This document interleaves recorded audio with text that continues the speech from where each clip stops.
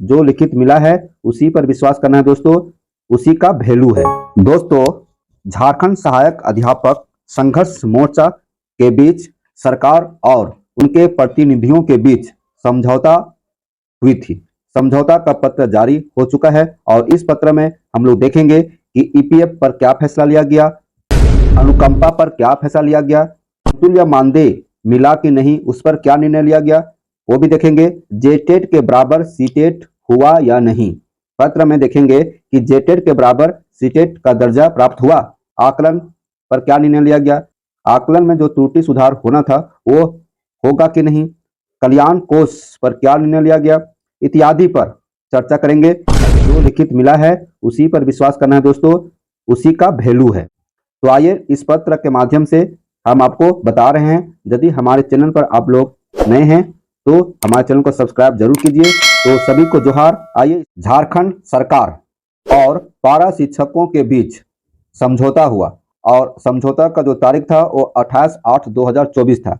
इसके पहले 2 बार बैठक हुई थी, 5/8/2024 और 14/8/2024 को, और तीसरी बैठक संपन्न हुई 28/8/2024 को। विभिन्न बिंदुओं पर विचार विमर्श हुआ और अंतोगत्वा पत्र जारी किया गया है।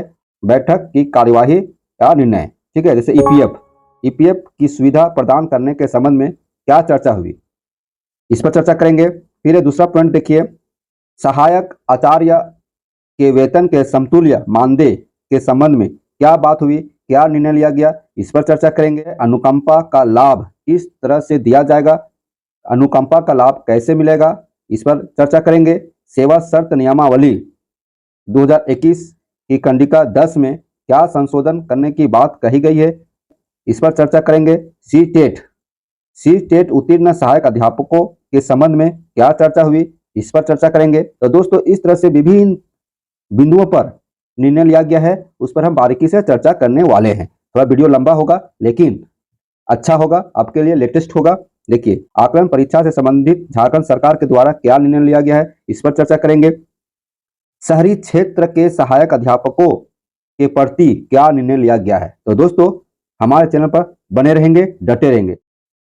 सहायक अध्यापक पारा शिक्षक की मांगों से संबंधित मामलों में श्री वैद्यनाथ राम, माननीय शिक्षा मंत्री झारखंड की अध्यक्षता में माननीय विधायक गिरिडीह, माननीय विधायक कोलेबिरा, प्रभारी सचिव स्कूली शिक्षा एवं साक्षरता विभाग झारखंड की उपस्थिति में दिनांक 5/8/2024 एवं 14/8/2024 को झारखंड सहायक अध्यापक संघर्ष मोर्चा के प्रतिनिधि मंडल के साथ बैठक की गई। इसी क्रम में पुनः दिनांक 28/8/2024 को श्री वैद्यनाथ राम, माननीय शिक्षा मंत्री एवं शिक्षा सचिव झारखंड की अध्यक्षता में बैठक संपन्न हुई और इस बैठक में सरकार की तरफ से सरकार के प्रतिनिधि भाग लिए, उनका ये नाम है। तो बैठक की कार्यवाही या निर्णय देखिए यहाँ पे, ईपीएफ की सुविधा प्रदान करने के संबंध में सहायक अध्यापक प्रतिनिधियों के द्वारा सभी सहायक अध्यापकों का ईपीएफ की सुविधा प्रदान करने का अनुरोध किया गया। प्रभारी सचिव महोदय द्वारा बतलाया गया कि ईपीएफ से संबंधित संचिका वित्त विभाग को भेजी गई है। देखिए, प्रभारी सचिव महोदय के द्वारा कहा गया कि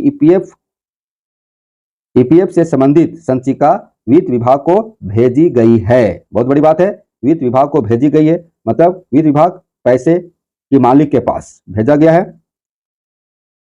वित्त विभाग द्वारा अन्य विभागों में संविदा के आधार पर कार्यरत कर्मियों के लिए कर्मचारी भविष्य निधि की सुविधा दिए जाने के मामले पर विचार करने के लिए एक उच्च स्तरीय समिति के निर्णय के प्रतीक्षा में सहायक अध्यापकों के मामले में भी प्रतीक्षा करने का मंतव्य दिया गया है।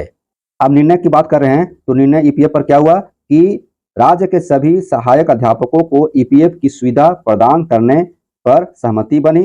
राज्य सरकार द्वारा नियमानुसार नियोक्ता का अंशदान, यहाँ नियोक्ता क्या होता है, नियोक्ता होता है जो कर्मी हैं, जो काम कर रहे हैं, का अंशदान अधिकतम 1950 रुपया अथवा जो अनुमान्य हो प्रति माह प्रति सहायक अध्यापक संबंधी व्यय राज्य सरकार के द्वारा वहन करने एवं कर्मचारी अंशदान की अनुमान्य राशि का वहन संबंधित सहायक अध्यापकों के मानदेय से नियमानुसार कटौती करने पर सहमति बनी है।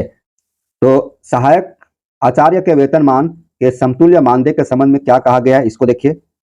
झारखंड में सहायक अध्यापकों द्वारा सहायक आचार्य के वेतनमान के समतुल्य मानदेय देने संबंधी कार्रवाई करने का अनुरोध किया गया। विभाग द्वारा बताया गया कि माननीय उच्च न्यायालय झारखंड में, देखिए, ये सुनील कुमार यादव बनाम राज्य सरकार एवं अन्य में वेतनमान के मुद्दे पर दायर याचिका खारिज किया गया है। देखिए, दायर याचिका खारिज किया गया है। माननीय उच्च न्यायालय में याचिका विचाराधीन है। देख रहे हैं, इस पर याचिका लगाया गया है वेतनमान पर, तो हाई कोर्ट में विचाराधीन है। तदनुसार सहायक अध्यापकों के वेतनमान एवं नियमितीकरण अनुमानीय नहीं है, विचाराधीन है कोर्ट में, तो इसके कारण वेतनमान नहीं दिया जा सकता है। फिर देखिए नीचे, झारखंड सहायक आचार्य सेवा शर्त नियमावली 2021 की कंडिका 7 में सहायक अध्यापकों के मानदेय वृद्धि प्रावधानित है। मतलब जो झारखंड सहायक अध्यापक सेवा शर्त नियमावली बनी है 2021, उसमें कंडिका 7 में मानदेय वृद्धि संबंधी बातें उल्लेखित है, लिखित है, तो इसके कारण मानदेय वृद्धि होगी ही। ठीक है, तो यही कहता है। तो कुल मिलाकर यहाँ समझ में आया कि वेतनमान नहीं मिल सकता है, वर्तमान परिस्थिति में वेतनमान नहीं मिल सकता है। पूर्व से ही पारा शिक्षकों के मानदेय में वृद्धि होती रही है, पहले से पारा शिक्षकों के मानदेय में वृद्धि होती रही है, इसलिए उनके मानदेय में वृद्धि होगी और निर्णय पर पहुंचा सहायक अध्यापकों के मानदेय में एक मुश्त 1000 रुपये वृद्धि करने पर सहमति बनी। 1000 की बढ़ोतरी पर मुहर लग गई। अनुकंपा पर देखिए, अनुकंपा के बारे में क्या कहा गया है। अनुकंपा के बारे में क्या कहा गया है, इंपॉर्टेंट है। अनुकंपा का लाभ देखिए, यहाँ कहता है झारखंड सहायक अध्यापक सेवा शर्त नियमावली 2021 की कंडिका 10 में शिक्षक की अर्हता रखने पर अनुकंपा का लाभ देने का प्रावधान है। अनुकंपा का लाभ देने का प्रावधान है, जो नियमावली 2021 बनी है उसमें कंडिका 10 में स्पष्ट कहा गया है, जो शिक्षक की अर्हता रखते हैं उन्हें अनुकंपा का लाभ देने का प्रावधान है। सहायक अध्यापक प्रतिनिधियों ने अनुकंपा का लाभ प्राप्त नहीं होने की सूचना दी एवं अनुरोध किया कि सहायक अध्यापक प्रतिनिधियों ने सेवा शर्त नियमावली में अनुकंपा का लाभ दिए जाने के प्रावधान को शिथिल किया जाए। मतलब जो जटिल प्रक्रिया उसको शिथिल किया जाए। तो इस पर निर्णय लिया गया। शिक्षा विभाग में संविदा या अनुबंध आधारित रिक्त पदों पर योग्यता एवं अर्हता धारण करने की स्थिति में मृत सहायक अध्यापकों के आश्रितों को उपलब्ध रिक्तियों में अधिकतम 20% पदों पर चयन के लिए संबंधित विभागों से आवश्यक सहमति के उपरांत इस निमित्त नियमावली में आवश्यक नियमानुसार सुधार कर अनुकंपा का लाभ दिया जा सकेगा। यहाँ देखिए निर्णय क्या लिया गया है ना। निर्णय देखिए, कहता है शिक्षा विभाग में संविदा या अनुबंध आधारित रिक्त पदों पर, संविदा या अनुबंध आधारित रिक्त पदों पर, मतलब संविदा या अनुबंध पर जहां रिक्त पद है, कौन विभाग में, शिक्षा विभाग में, रिक्त पदों पर योग्यता एवं अर्हता धारण करने की स्थिति में, जैसे जो रिक्त पद है और जो आश्रित है वे रिक्त पद के अनुसार उनके पास योग्यता है, तो ऐसे स्थिति में मृत सहायक अध्यापक के आश्रितों को उपलब्ध रिक्तियों में, जो रिक्तियां हैं उसमें अधिकतम 20% पदों पर, 20% पदों पर चयन के लिए संबंधित विभागों से आवश्यक सहमति के उपरांत, देखिए जो विभाग है, ठीक है, विभागों से आवश्यक सहमति, जब सहमति हो जाएगा उसके बाद इस निमित्त नियमावली में आवश्यक नियमानुसार सुधार कर अनुकंपा का लाभ दिया जा सकेगा। मतलब जटिल प्रक्रिया है।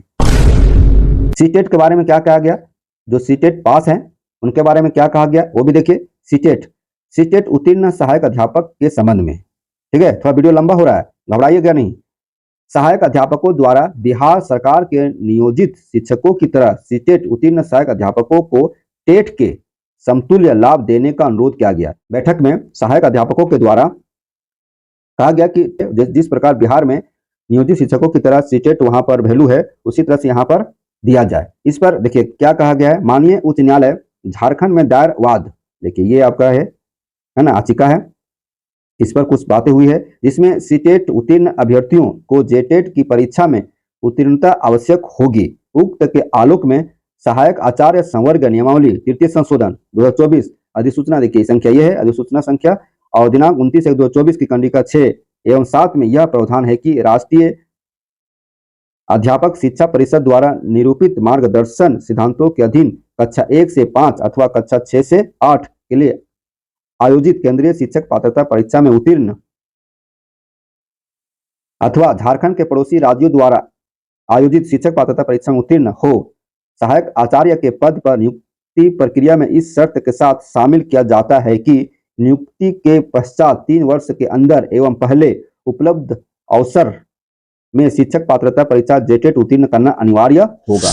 माननीय उच्च न्यायालय झारखंड द्वारा कुछ फैसला सुनाया गया जिसमें से कहा गया कि झारखंड टेट के अलावे सीटेट और पड़ोसी राज्यों के टेट जो अभ्यर्थी उत्तीर्ण है उन्हें मान्य दिया जाएगा, लेकिन झारखंड में जब जेटेट का आयोजन होगा या 3 वर्ष के अंदर जेटेट के परीक्षा में पास करना अनिवार्य होगा। यहाँ देखिए 3 वर्ष के अंदर एवं पहले उपलब्ध अवसर में शिक्षक पात्रता परीक्षा जेटेट उत्तीर्ण करना अनिवार्य होगा। 3 वर्ष के अंदर माने प्रत्येक वर्ष जेटेट लिया जाता है तो 3 वर्ष हुआ, 3 वर्ष के अंदर आपको जेटेट पास कर लेनी है, ठीक है। और नहीं तो 3 वर्ष के अंदर मात्र एक जेटेट हो रहा है तो फर्स्ट में टेट पास कर लेनी है। मतलब कुल मिलाकर यहाँ समझिए कि टेट पास करना जरूरी है, ठीक है। 1 to 5 सीटेट में ये समझ आ गया। निर्णय, इस पर क्या निर्णय लिया गया? उपरोक्त अंकित सहायक आचार्य संवर्ग नियमावली तृतीय संशोधन 2024 अधिसूचना संख्या ये है दिनांक 29/1/2024 की खंडिका 6 एवं 7 में वर्णित प्रावधानों के अनुरूप समतुल्य लाभ दे होगा। मतलब जो ऊपर में जो वर्णित है इसी के तहत चलेगा। आकलन परीक्षा संबंधी क्या बोला गया?